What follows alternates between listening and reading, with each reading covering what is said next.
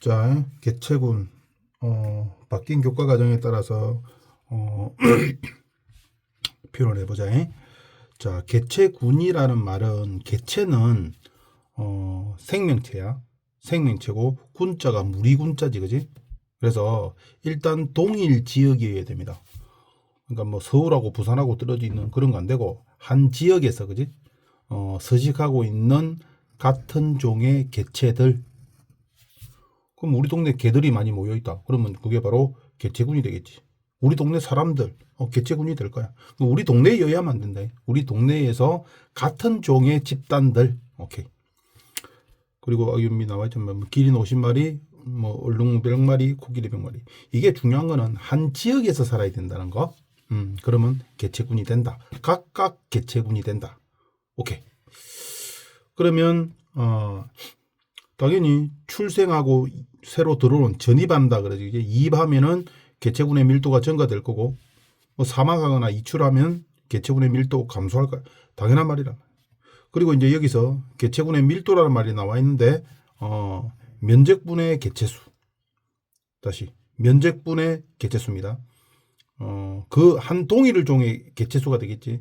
면적분의 개체수. 그게 뭐라? 개체군의 밀도. 면적분의 개체수. 기억해야 됩니다. 면적분의 개체수. 오케이. 자, 그러면 한 지역 내에서, 그지? 이제 우리 한 바운다리가 있을 거라, 그지? 이제 거기에 뭐 똑같은 종류들이 모여 있는 개체군들이 있을 거라고. 그럼 이 개체군들이 세월이 지나면 규모가 커질 거란 말이야. 뭐 어떤 식으로 해서 커지는가? 자, 일단 J자형 모양이 나타나는데 이거는 이론적으로는 J자형입니다. 이론적으로는 J자형이야. 그러니까 2차 함수에서 y는 ax 제곱이지, 그지? 이게 이제 2차 함수 그래프 요렇게 나타날 거란 말이야. 그러니까 요 그래프라고, 요 그래프. 그러니까 y는 ax의 제곱.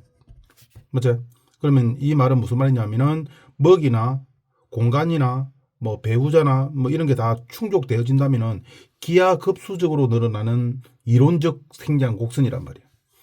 근데 살다 보면은 뭐 개체가 증가할 최상의 조건들만 주어지는 게 아니겠지, 그지? 분명히 방해를 받는 뭔가가 있을 거란 말이야. 경쟁하다 보면 먹이도 부족할 거고, 그다음에 뭐 공간도 부족할 거고, 그다음에 뭐 배우자 다 부족하게 될 거라 이 말이야. 맞죠? 그래서 실제로 그 한 지역 내에서, 그지?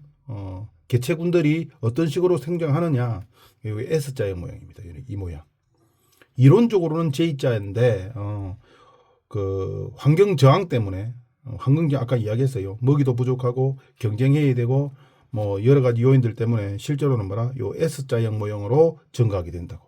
이게 S자형 모형이지만 나중에는 그지 일정하게 된다 이 말이야.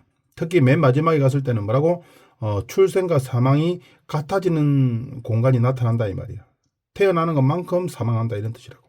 그러면 더 이상 안 늘어나겠지. 그렇지. 요 기울기가 제로 됐을 때입니다. 그러니까 이거는 출생과 사망이 같아져 가지고 이제 더 이상 증가하지 못하는 상태에 도달한 거다 이 말이야. 오케이. 그래서 이 곡선을 나타냈을 때, 그지? 기울기가 생장률입니다. 그러니까 여기는 기울기가 급하지? 그럼 출생이 많을 때란 말이야. 사망보다는 출생이 많다. 그래서 이제 이상적인 곡선과 좀 유사하게 좀 증가할 거라 이 말이야. 그리고 이제 기울기가 얼마? 제로가 됐다. 그럼 뭐라고? 생장률이 제로다. 그럼 생장률이 제로인 거야, 생장률. 그러니까 출생과 사망이 같을 뿐이지 출생률이 없다라는 말이야. 이게 선지에 많이 나오거든. 출생률이 더 이상 없습니다. 출생률이 없는 게 아니고 출생과 사망이 동일하다라고 이제 이야기를 해야 됩니다. 더 넓게 말한다면 이비출을 포함한 것들이 동일하다라고 보면 될 거란 말이에요. 그죠? 오케이. 그러면 T1하고 T2, 여기 T1이고 T2가 있는데 생장률이 당연히 기울기가 큰 T1이 생장률이 더 높게 나타난다. 당연한 말일 거고 기울기만 보면 됩니다. 생장률은. 그 다음에 환경 저항이 뭐냐? 그러면 이제 J자가 안 되고 S자가 되는 이유는 뭐라고? 방해를 하는 게 있겠지, 그지? 그럼 방해를 누가 더 많이 하느냐? 그럼 뭐라고? T2가 훨씬 더 환경 저항이 큽니다.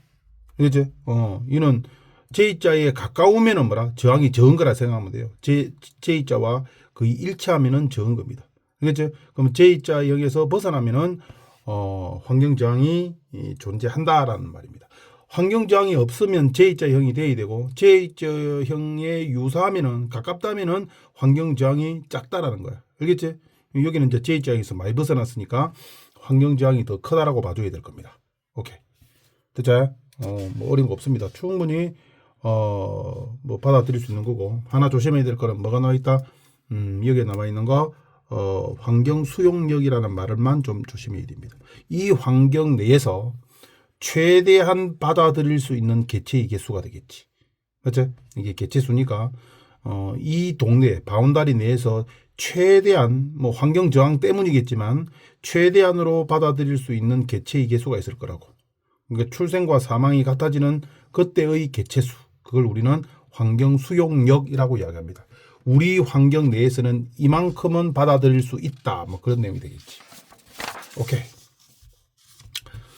그 다음에 생존 곡선이 나와 있습니다. 생존 곡선.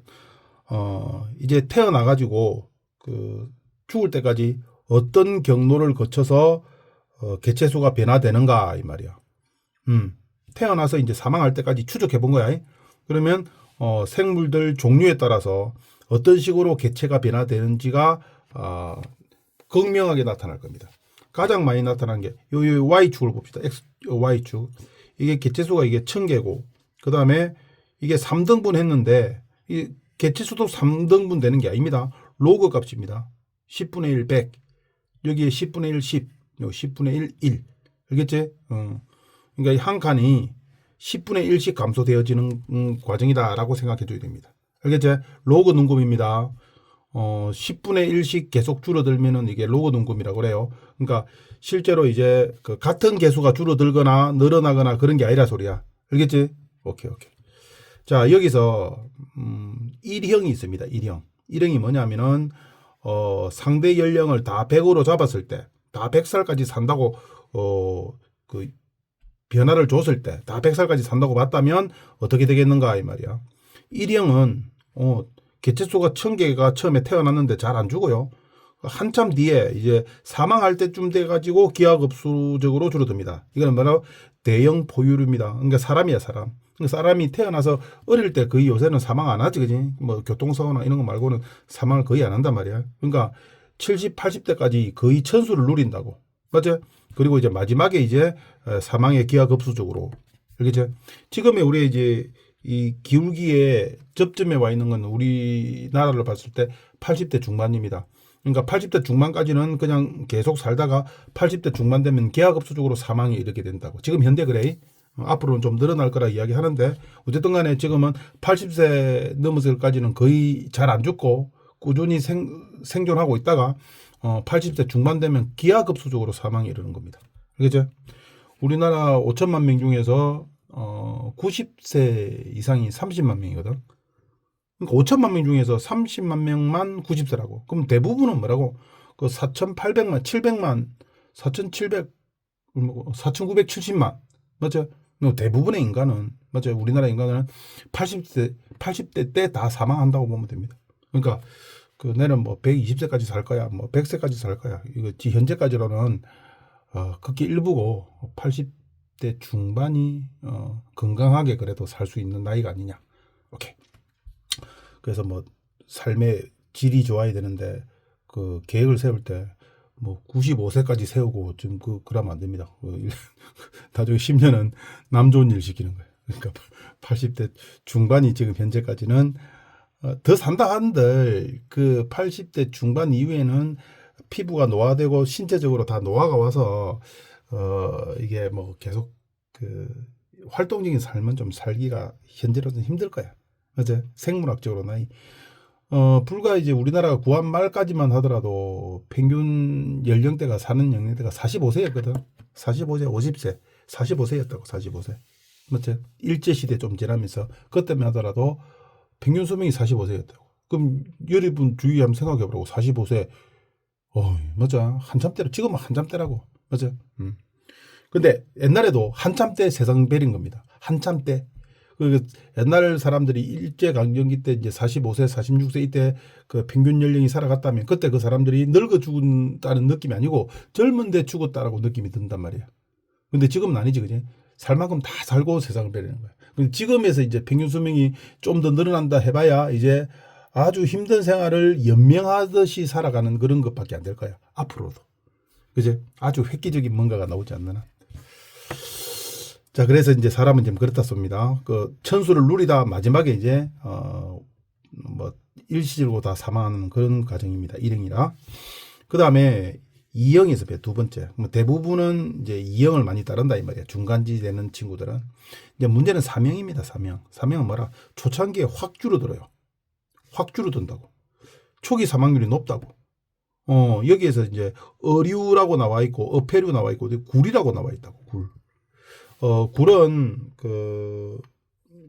쌤 시골에도 굴을 좀 많이 하긴 하는데 이 굴은 태어날 때 이렇게 개수가 30억 마리 정도의 개체수가 뿌려집니다. 뿌열 정도로 바닷물이 탁할 정도로 이제 산란을 한다고 굴이. 그러면 그때 태어나면 굴은 다 다른 생명의 먹이가 된다고. 먹이가 다 잡아먹혀요. 그러나 그 먹이가 되는 게 99.9% 다 먹이로 가버리고 거의 0. 몇 %만 살아남는다고. 근데 그 살아남은 그 굴은 아주 날카로운 껍질을 가지게 됩니다. 그냥 딱딱한 껍질이 아니야. 아주 날카로운 그 날카로운 껍질에 의해서 이제 살아남으면은 사람이 잡아가지 않는 한 영원히 살 수 있는, 그러니까 죽을 때까지. 그래서 처음에는 사망률이 높은데 마지막에 살아남은 놈들은 거의 천수를 누릴 때까지 그대로 살아갑니다. 이게 굴형이라고 이야기하지. 이 굴은 뭐 아는 친구들 대부분 알잖아요. 아주 날카로운 칼날처럼 되는 껍질을 가지고 있어서 일반 조개는 거북이라든지 불가사리라든지 뭐 이런 친구들이 잡아먹을 수 있는데 굴은 못 잡아먹습니다.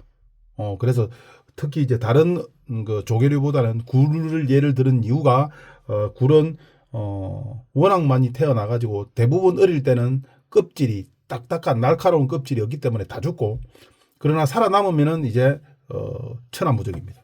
그래서 삼형이 굴형입니다. 알겠지? 오케이.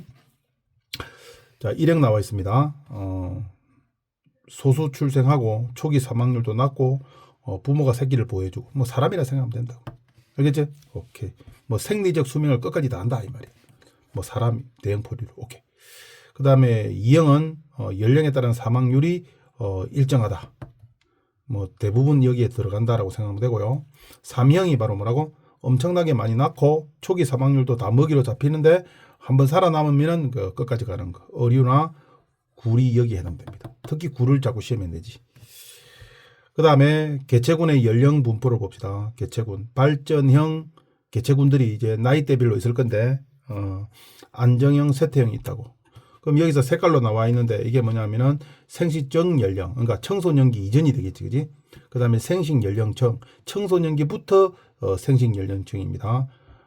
우리 보통 이제 사람으로 본다면은 이제 폐경이 오기 전까지가 이제 생식 연령층이 되겠지. 물론 남자는 다릅니다. 남자는 지금 뭐 죽기 전까지 생식 가능하다라고 이야기를 하긴 하는데 일단 뭐 생식 연령층이 있을 겁니다. 보통 이제 여자를 잡아야 되겠지, 그지?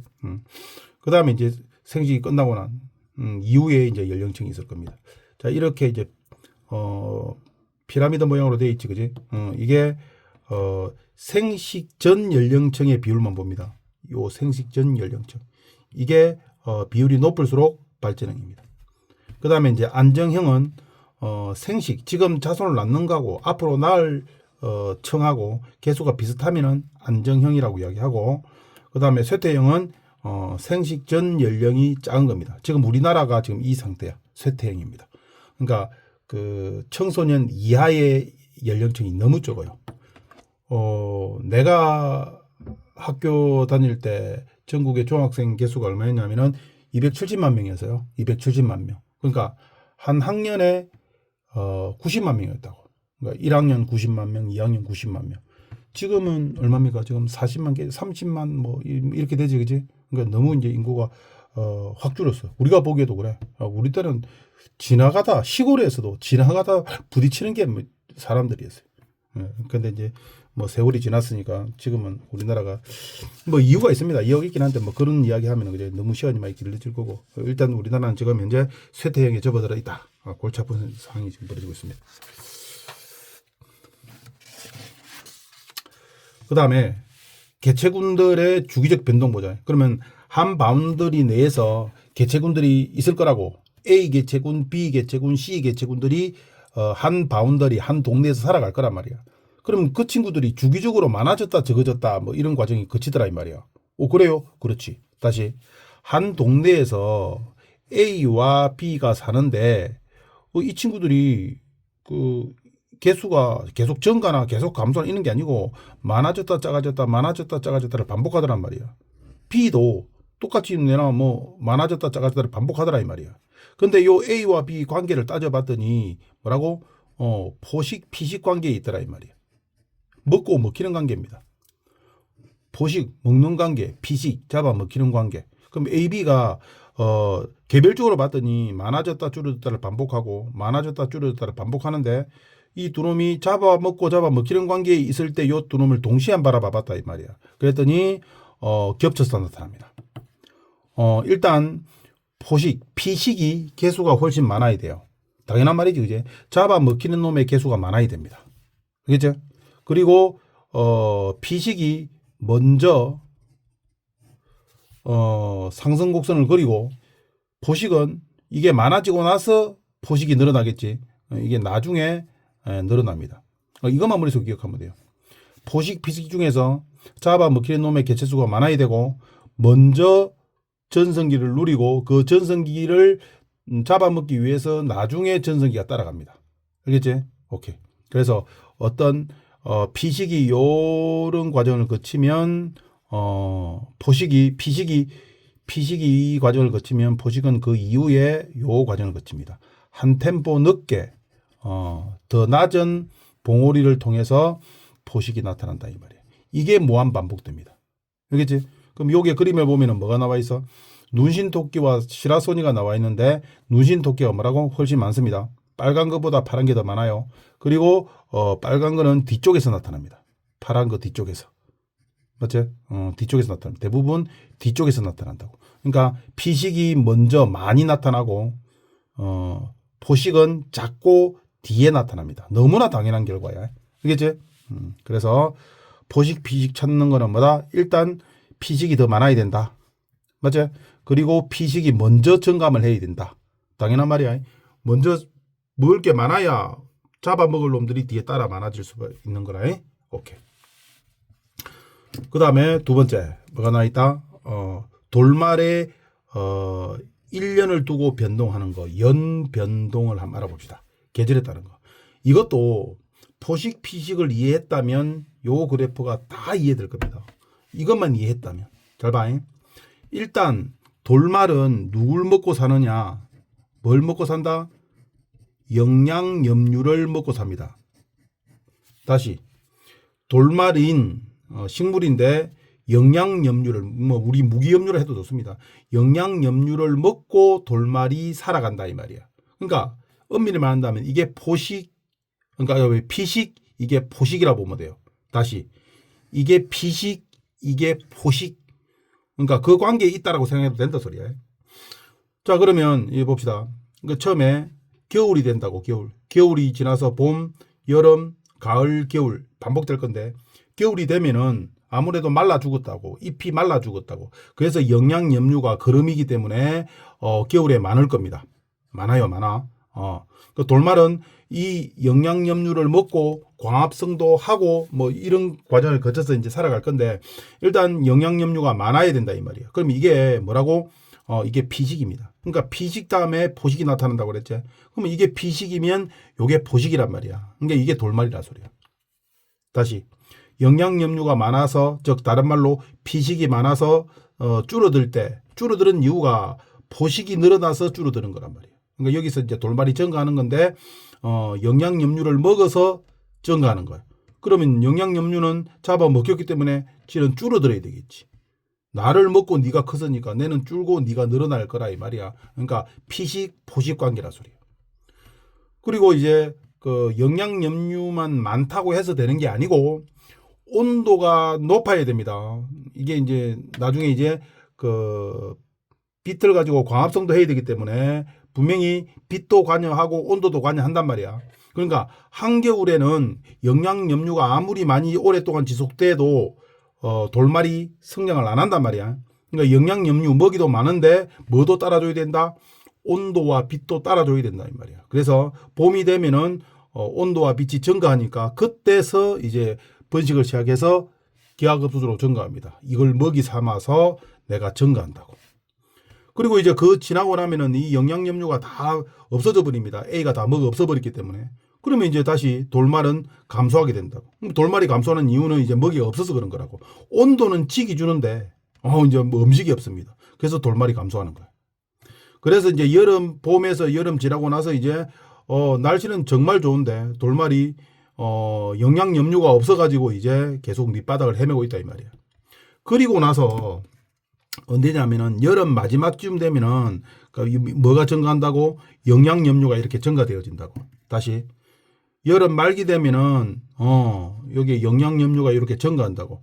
여기에 왜 영양염류가 증가합니까? 라고 물어본다면 더위 때문입니다. 여름 한낮에 한참 여름이 지속되고 있을 때 열사에 의해서 그 죽는 생명체가 많이 나타나요. 그러면 온도는 아주 좋아요. 돌말이 생겨나기에. 근데 영양염류가 없어서 우리는 못 태어났었다 이 말이야. 이제 잠시나마 여름에 뭐가 나타났단 말이야? 죽은 사체들이 나타났다 이 말이야. 그 먹이를 영양염류가 이렇게 생겨나고 나니까 그놈을 먹이 삼아서 뒤에 뭐가 나타난다고? 돌말이 잠시 증가했다가 감소한다고. 역시 피식 포식의 관계라 보면 된다고. 이거 보고 나타난 거라 소리야. 그죠? 자, 그리고 나서 이제 가을, 겨울로 접어들면서 생명체가 이제 대부분 다 사망하니까 무기염류가 이렇게 훅 증가한다고. 증가하는데도 돌말은 이제는 온도가 낮아져서 생활에서 번식을 할 수가 없습니다. 그죠? 이 일련의 사태. 다시 한 번 더. 그러니까 돌말 입장에서는 영양염류도 많아야 되고 온도도 좋아야 됩니다. 알겠지? 그러면 한겨울에는 온도가 낮아서 영양염류만 이렇게 버티고 있는 거고, 이제 봄이 되면은 이 영양염류를 먹이 삼아서 돌말이 확 생장한다 이 말이야. 그럼 그 영양염류는 줄어들 수밖에 없지. 잡아먹겠으니까. 그리고 이제 영양염류가 없기 때문에 돌말은 다시 감소하게 될 거고, 여름까지 계속 유지될 겁니다. 그리고 여름이 한참 진행될 때 일시적으로 사망하는 생명체가 많아져서 영양염류가 증가하게 될 거고, 그 이어서 다시 돌말이 잠시 증가했다가 감소하게 될 겁니다. 그리고 이제 가을, 겨울을 접어들면서 영양염류는 많아질 건데 온도가 낮아서 돌말은 더 이상 증가하지는 못한다. 오케이? 그 이야기입니다. 딱 그것만 기억하고 있으면 돼요. 그 다음에 개체군 내의 상호작용 여기 나와 있습니다. 텃세, 순위제, 리더제, 사회생활, 분업 이렇게 나와 있습니다. 텃세는 같은 종이 우열 관계를 따지는 거야. 일정한 생활 공간을 점유하고 있고 개체들의 분산으로 개체군의 밀도를 알맞게 조절한다. 개체군을 텃세를 부리니까 들어오지 마 이 말이야. 알겠지? 사람에게 텃세 많이 나타나지. 특히 시골 가면은 귀농하는 사람들에 대해서 기존에 있는 사람들이 텃세를 많이 부리지. 우리 시골도 있는데 텃세 많이 부립니다. 그래서 텃세 많이 부려. 쌤 친구들 중에서도 텃세 부리는 친구들 있습니다. 있어요. 누구라고 말하면 안 되는데 내 친구들, 친한 친구들 중에서 텃세 부리는 친구도 있어요. 어쨌든 간에 텃세 세력군입니다. 같은 종에 대해서 이게 그 세력을 장악하게 하는 그런 영향입니다. 그러니까 이게 텃세가 또 너무 나쁘게만 볼 게 아니고 이것 때문에 개체들이 분산, 한 동네 모여 사지 않고 넓은 지역으로 분산해서 밀도를 조절하는 아주 긍정적인 역할도 있습니다. 알겠지? 오케이. 까치 대표적인 거지, 그지? 까치, 언어, 큰 가시고기. 오케이. 넓은 지역에 살게끔 됐다. 텃세 때문에 여기 못 살겠다. 그러면 넓은 지역에 퍼져 산다 이 말이야. 맞죠? 그래서 멸종도 피하고 더 많은 먹이도 확보할 수 있는 장점도 있다. 같은 종에 대해서 일어나는 게 텃세입니다. 같은 종에 대해서. 오케이. 그 다음에 순위제. 1등부터 꼴등까지 순서를 매겨놓은 거야. 그래서 대장이 죽으면 그 밑에 친구가 자동적으로 올라와가지고 지배하게 되어 있습니다. 순위가 다 매겨져 있어요. 처음부터 끝까지. 맞아? 그래서 이제 말 필요가 없다. 최고 대장이 죽으면 싸울 필요가 없다고. 순위가 정해져 있으니까. 맞아? 그리고 순위는 싸움을 잘하는 놈이 위에 있을 거니까 우수한 형질이 다음 세대에 전달된다. 그러니까 최고 대장이 먹이, 여자, 뭐 배우자 뭐 다 소유한다고. 맞아. 그래서 이제 뭐 대장이니까 아무래도 형질이 좀 우수할 거 아니야, 그지? 싸움도 잘하고 그럴 거니까 아무래도 우수한 형질이 다음 세대에 전달될 수 있는 좋은 장점도 있을 수 있습니다. 맞아. 오케이. 그다음에 딱 우리 대표적인 닭이야, 닭. 쌤 시골에 옛날에 어릴 때 닭을 키웠거든. 근데 혹 가다가 깨구리 먹이를 그 우리가 잡아서 조그만한 깨구리를 그 닭 우리 속에 넣어준다고. 그러면 다른 친구들은 꿈쩍도 안 합니다. 대장이 와서 딱 먹어. 오, 정해져 있다고. 나머지는 그 만약에 먹는다고 껄떡거렸다면은 머리 쪼이고 난리 난다고. 오케이. 싸움을 통해서 순위가 결정되어져 있습니다. 오케이, 순위제. 오케이. 그 다음에 리더제. 이는 한 명하고 나머지는 다 똑같아요. 참 위험한 거야. 한 명이 리더고 나머지는 다 똑같습니다. 한 마리가 리더고 전체를 통솔하고 있고 순위제와 달리 리더 이외에는 나머지는 동일하다 이 말이야. 평등하다고. 그러니까 여기에 뭐 기러기 나와 있죠. 기러기. 우리 어릴 때도 이 기러기가 날아가는 거 이거 그 대장이 가운데 가고 나머지가 이 하객진 펼치듯이 이렇게 해가지고 날아가는 거 많이 봤는데 이제 이 친구가 죽으면 이제 위험합니다. 이게 이제 사분 오열되는 경우도 있어요. 알겠죠? 기러기가 대표적이다. 양, 뭐 술록, 늑대 다 마찬가지입니다. 리더 하나고 나머지는 다 동일하다. 그 다음에 사회에 분업화되어 있다. 사회화되어 있는 거는 개미와 꿀벌이 대표적이다. 맞아? 그 다음에 가족생활 하는 게 있습니다. 가족생활 사람처럼 혈연관계의 개체들이 무리지어 사는 거. 가족생활. 그러니까 한 가족끼리만 사는 거라고. 이게 시족사회라 보면 될 거야. 그죠? 그럼 먹이를 공동으로 사냥하고 새끼도 함께 키운다고. 특히 침팬지 마찬가지지. 침팬지는 자식 나오면 지 자식 없습니다. 다 공동육아야. 오케이.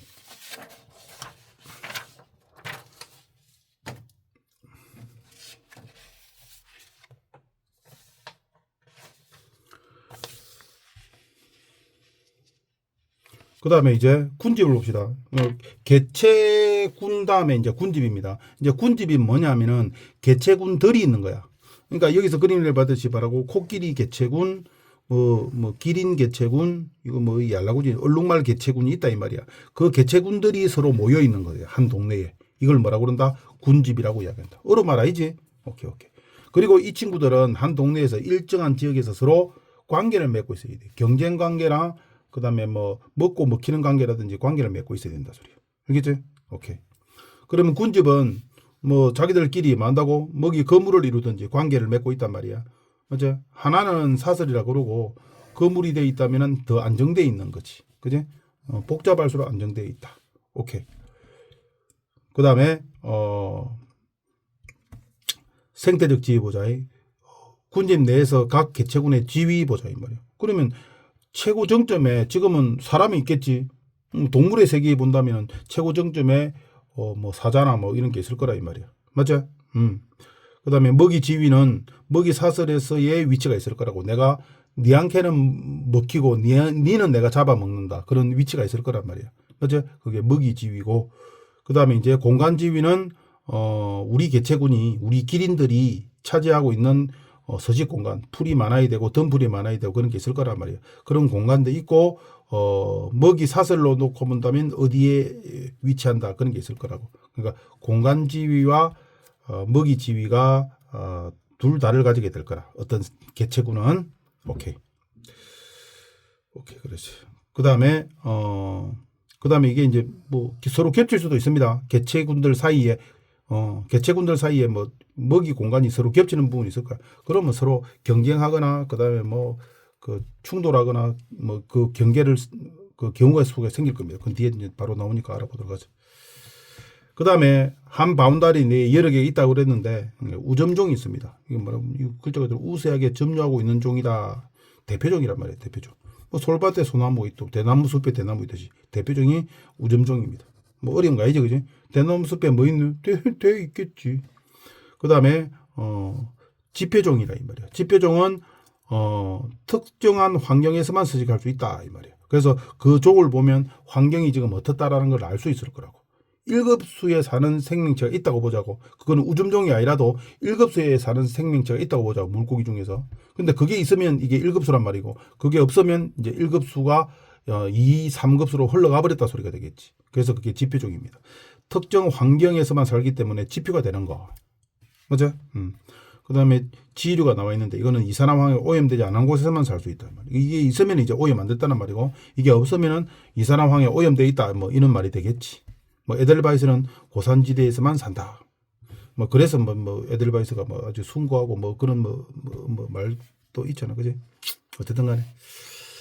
그 다음에 핵심종이 나와 있습니다. 이건 별로 중요한 게 아닌데, 그 우점종은 우점종 여부와 상관없이 생태계에 큰 영향을 미치는 거예요. 그러니까 예를 들어서 이제 뭐 그 늑대가 그 지역 사회의 그 우점종이다. 가장 큰 위세를 떨치고 있고, 여기는 뭐 늑대의 세상 지역이다라고 할 수 있는데 있다 이 말이에요. 그러나 늑대의 아주 치명적인 바이러스들이 엮여 있다고. 근데 이제 그런 놈은 뭐가 된다, 핵심종이 된다고. 그 바이러스 때문에 그 우점종들이 다 사망하고 멸종할 수도 있거든. 맞아요. 그 생태계에 큰 영향을 미칠 수 있는 그런 종을 우리는 뭐라 핵심종이라고도 한다. 이 말이야. 맞아요. 오케이. 그 다음에 뭐 희소종, 희귀종, 뭐 희귀 보호돼야 된다. 뭐 그런 개념. 가장 힘들어하는 부분 중에 하나 들어왔습니다. 뭐가 있노? 밀도가 나와 있다. 밀도. 그러니까 면적분의 개체수. 우리 아까 했지? 개체군의 밀도할 때 됐어요. 면적 속에 들어있는 개체수. 이걸 우리는 밀도라고 이야기합니다. 밀도. 면적분의 개체수라고. 자, 이 빈도. 빈도는 이게 방형구. 우리가 그 살고 있는 걸 정사각형의 형태로 다 잘라놓은 거란 말이야. 이거는 뭐 조사하기 위해서 이렇게 해놓은 겁니다. 그러면 이건 뭐 요놈의 방형구의 개수, 그러니까 면적을 또 다르게 바라볼 수 있는 게 방형구의 개수제. 면적은 방형구로 잘라놨단 말이야. 여러 개로. 알겠지? 그래서 면적분의 개체수 하면 밀도인데, 전체 방형구, 면적을 같은 면적으로 다 잘라서 숫자로 매겨놓은 거야. 알겠지? 그 방형구분에, 그 다음에 종이 살고 있는 방형구. 알겠지? 세분화시키는 거야. 전체 면적을 세분화시켜놨다 이 말이야. 그래서 전체 개수분에 살고 있는 개수, 그게 빈도입니다. 알겠지? 오케이. 전체 면적을 세분화시켜놨단 말이야. 그래서 전체 개수분에 살고 있는 개수, 전체 개수분에 살고 있는 개수, 그것을 우리는 뭐라? 빈도라고 합니다. 다시 전체 면적을 세분화시켜서 전체 개수분에 살고 있는 개수, 그걸 뭐라고 그런다? 빈도라고 이야기를 한다고. 알겠지? 오케이. 그 다음에 피도. 피가 글자 그대로 피, 껍데기란 뜻입니다. 피도. 알겠지? 그 다음에 방형구의 총 면적분에 뭐라고? 뒤덮고 있는 면적. 그러니까 면적분의 면적이라 소리. 알겠지? 면적분의 면적. 그러니까 이게 그 우리 피, 껍데기 피란 뜻입니다. 그러니까 면적이란 뜻이야. 면적분의 면적. 오케이. 다시 밀도는 뭐라고? 총 면적분의 개체수. 그 다음에 빈도는 면적을 잘게 쪼개놨습니다. 그래서 개수분의 개수, 전체 면적의 개수분의 출현하는 개수. 맞아? 그 다음에 피도는 총 면적분의 덮고 있는 면적, 면적분의 면적. 오케이. 뭐 크게 어려운 거 아니니까 받아들이나야 된대. 알겠지? 오케이. 그 다음에 문제는 요놈입니다. 상대 밀도와 상대 빈도. 뭐 중간에 있는 말은 필요 없고요. 상대 밀도는 요것만 기억해야 됩니다. 전체 개체수의 합분의 특정 종의 개체수 곱하기 100. 그러니까 그 모든 종의 개체수의 합이 있을 거라고. 그리고 특정 종의 개체수, 전체 개수분의 그 종류의 개체수 곱하기 100. 그러니까 실제로 요게 원래 정인데 이거 쓸데없습니다. 알겠지? 문제 나오지도 않고 별로 의미 없습니다. 그러니까 상대 밀도라는 말은 총 개수분의 그놈의 개체수 곱하기 100. 알겠지? 그 다음에 상대 빈도가 나와 있는데 구하라는 말 안 나오니까 신경 쓰지 마라. 괜히 이런 것 때문에 더 헷갈린다. 상대 밀도는 구하는 방식을 기억해야 됩니다. 전체 개수분의 개별 개체수 곱하기 100.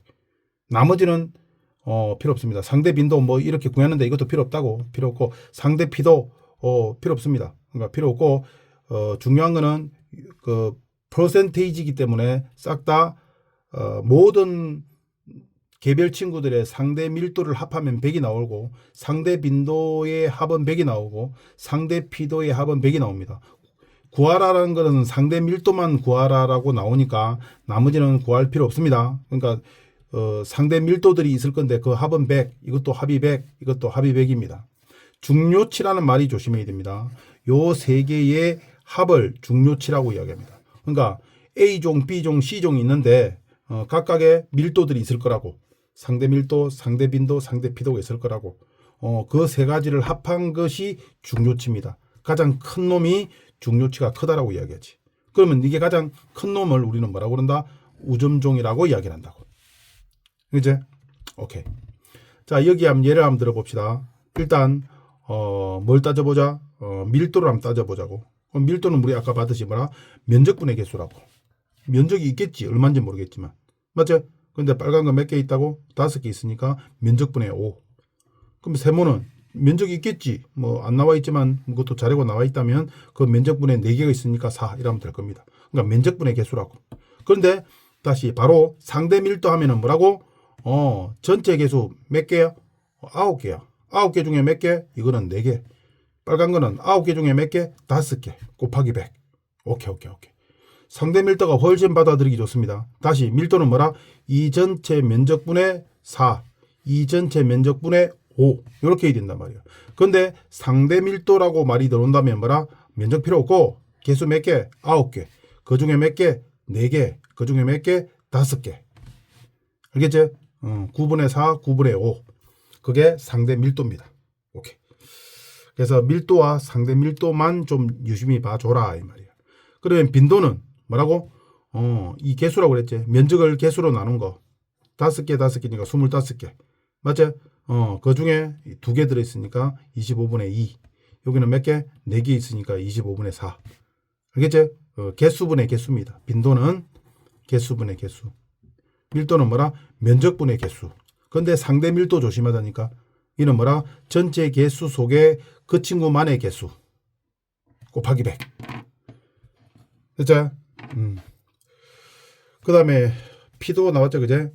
방향구의 총 면적분의 요 면적. 계산하는 문제 안 나오니까 뭐 걱정 안 해도 됩니다. 오케이.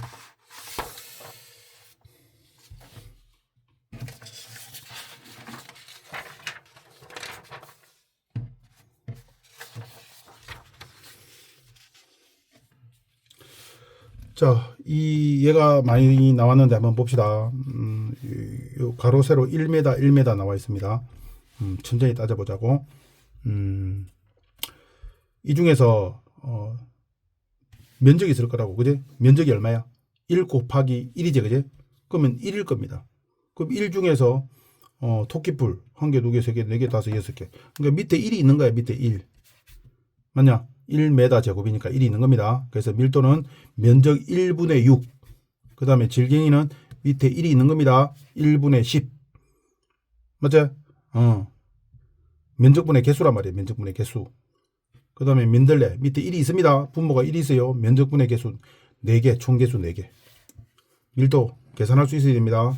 면적이 1이라는 면적이 숨겨져 있는 거 놓치면 안 돼. 오케이. 그 다음에 상대 밀도 절대 조심해라. 이 밀도와 상대 밀도는 정확하게 개념을 잡고 있으면 됩니다. 이것만 좀 잘, 계산 문제는 요것만 일단 조심하면 된다라고 생각하면 된다 이 말이야. 맞죠? 전체 개수분의 개별 개수. 전체 개수 몇 개인데? 따져보니까 20개네. 그럼 20분의 6, 20분의 10, 20분의 4. 뭐 곱하기 100 하면 되겠지. 요리 나옵니다. 요 합은 다 얼마? 100% 나올 거고. 알겠지? 오케이. 넓이가 이제 1이 아니고 2라고 그랬습니다. 맞죠? 2라고 그랬어요. 그러면 토끼불 몇 개 있다고? 6개 있습니다. 그럼 밀도는 면적이 2라고 해야죠. 여기는 아까 1이었으니까 생략을 해버린 거야. 그러니까 면적이 2분의 6. 그러니까 3m 제곱.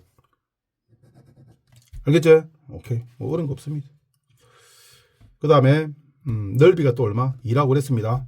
맞죠? 그 다음에 이제 여기서 뭐가 나온다고? 토끼불 6개. 총 개수수가 40개 있네. 상대 밀도는 뭐 이런 거 필요 없다고. 맞죠? 전체 개수분의 개별 개수 40분의 6 곱하기 100. 그죠? 괜히 면적 이런 거는 뭐 헷갈리게 해놓은 거고 아무 필요 없는 말입니다. 됐죠? 이까지만 하면 훌륭하다. 그죠? 근데 이제 이거는 난이도가 높은데 이걸 내겠냐 싶은데 혹시 그래서 정리 한번 해봅시다. 그죠? A, B, C가 있고, 그지? 1지역과 2지역이 있습니다. 알겠죠? 그 다음에 총 개체수가 얼마 있다고? 100개 있고, 이거는 뭐라? 120개가 있다고. 맞죠? 상대 밀도, 상대 빈도, 상대 피도 이렇게 나왔습니다. 뭐 구하라라는 말은 상대 밀도만 뭐 구할 수 있는 가치가 있는 거고 나머지는 구하라는 거 없습니다. 일단 합이 100이 나와야 됩니다. 맞죠? 그러면 요 세 개의 합이 얼마 나오노? 100이 나오네. 그럼 요것도 뭐라고? 세 개의 합이 100이 나와야 되니까 여기에 65. 65는 지금 우리가 찾아야 되는 겁니다. 65. 당연히 합이 100이 나와야 되니까 65. 맞죠? 그럼 요 놈도 세 개의 합이 뭐라? 100이 나와야 된다 이 말이에요. 그러니까 여기 32가 우리 찾아야 되는 겁니다. 답을 적어 놓은 거예요. 뭐 합이 당연히 100이 돼 있는 거고. 이것도 뭐라? 세 개 합이 100이고 이것도 세 개 합이 100이 돼 되니까 여기 얼마? 10이 들어와야 되는 거라고. 오케이? 별거 없습니다. 그래서 요 갈로 쳐져 있는 거는 다 100이 돼야 된다라는 관점에서 바라본다면은 충분히 찾을 수 있을 겁니다. 알겠죠? 근데 이제 총 개체수가 얼마 있다고? 요 갖다 놨네. 요건 100개고 있고 이거는 뭐라고? 120개가 있습니다. 총 개체수가. 맞죠? 그러면 이제 퍼센테이지가 30%니까 100개 중에 그 퍼센테이지도 100으로 보는 거잖아. 그지? 그러면 개체수도 몇 개 있는 거라고? 실제로 30개 있는 거라. 30%가 바로 개체수와 동일한 겁니다. 왜? 총 개체수가 100분위와 똑같은 100개를 나타내고 있기 때문에. 맞죠? 그 다음에 이제 A는 역시 30%다 이 말이야. 그럼 120개의 30%야. 뭐냐? 120개 중에서 30%입니다. 그러니까 120 곱하기 10분의 3 하면 36개 나오겠지. 맞아? 그런 겁니다. 그 다음에 이제 개체군의 밀도를 물어봐서요. 이거는 면적이 똑같은데 C 1에서 C하고 이제 2에서 A를 바라본 거라고. 맞죠?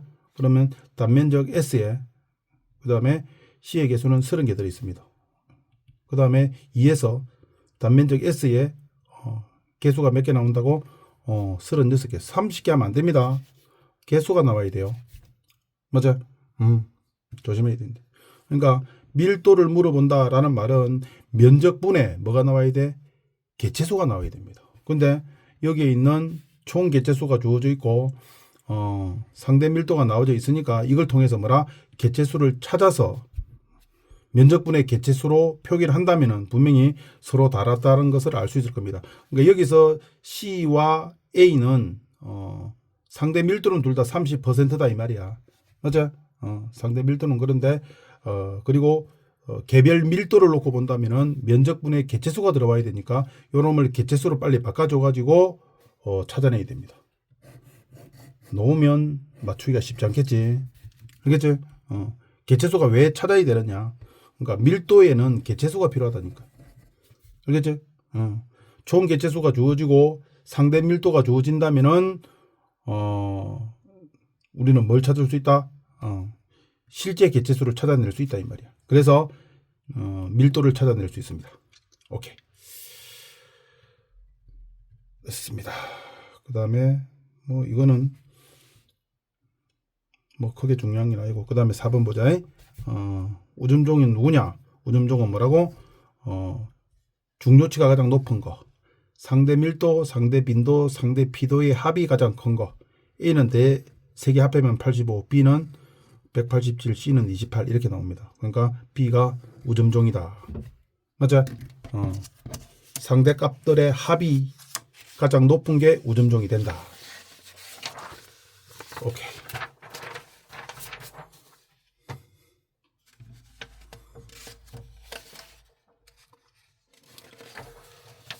오케이.